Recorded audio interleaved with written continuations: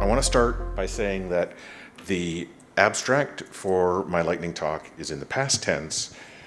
However, my presentation is going to be in the future tense. We didn't get as far into implementation as we would have liked, but we're on track to start collecting data now. And I also want to give some evidence of Dale having been here in 2005. There we are, back when we were just children. Libraries are extremely inaccessible. While my primary role at Western is the online environment, I care about the user's experience wherever it takes place, including offline. And libraries are inaccessible in a lot of different ways. If you think about this, you'll be able to find similar examples to this. This photo is one of my coworkers who is not the shortest person in our department. I don't think. I lose track. There's two people who are rather short, and I think she's the taller of the two short people. And she has problems reaching the top shelves in our stacks. I see some nodding heads. And she's not using a walker or a wheelchair, so she can actually get down the aisle to get to the books that she can reach on the lower shelves. But people who have mobility issues can't get into the stacks at all.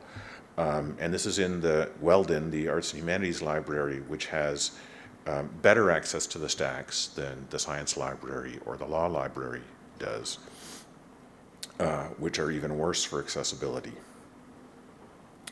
So these are some of the hidden costs that accessibility imposes on our users.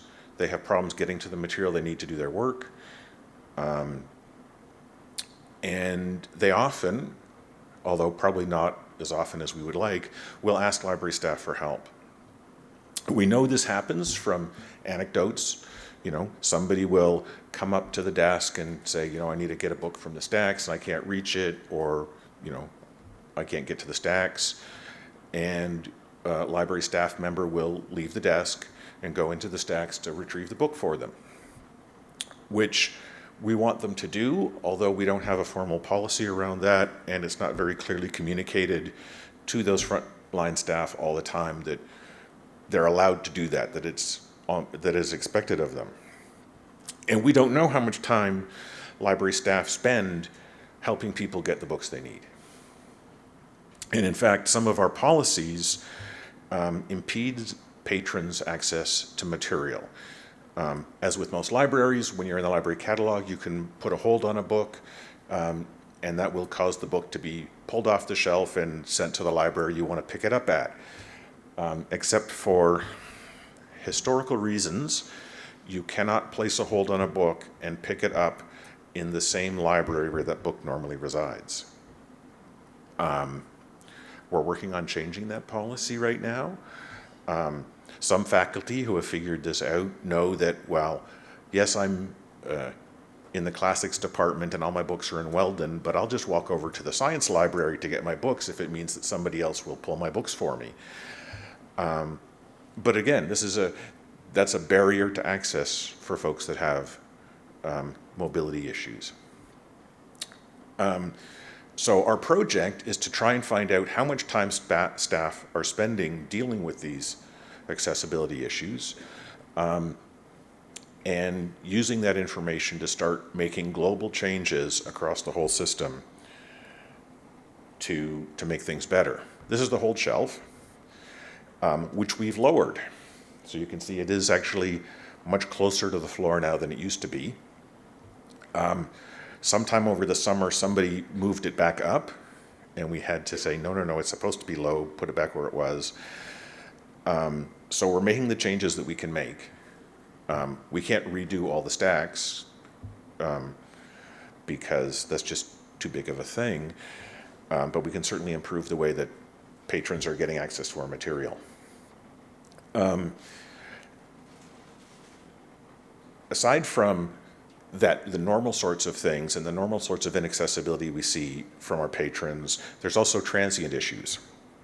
While my coworker and I were going upstairs to stage the photo of her trying to reach a book, we ran across an Apple power cable draped across the hall because the study table was on one side of the hall and the nearest available outlet was on the other side of the hall because of some work that we're doing, as you can see from the caution tape that's there.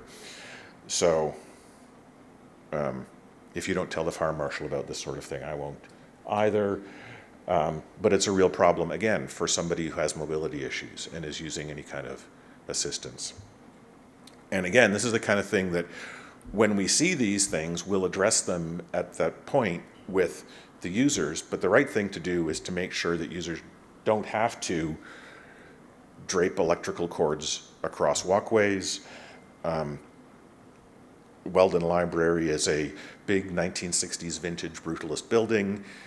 I know there aren't very many of those on university campuses, so you might not be aware of the fact that adding electricity to a big pre-stressed concrete building that was built when nobody needed electricity in the stacks is really hard.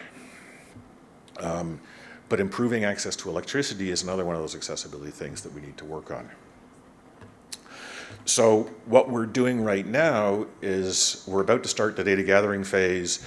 We've added fields to the statistics tracker software that we use at our desks and in a variety of other systems, so that when people get asked for help, that they can indicate in the software that this was an accessibility issue, this was the specific accessibility issue that we ran into.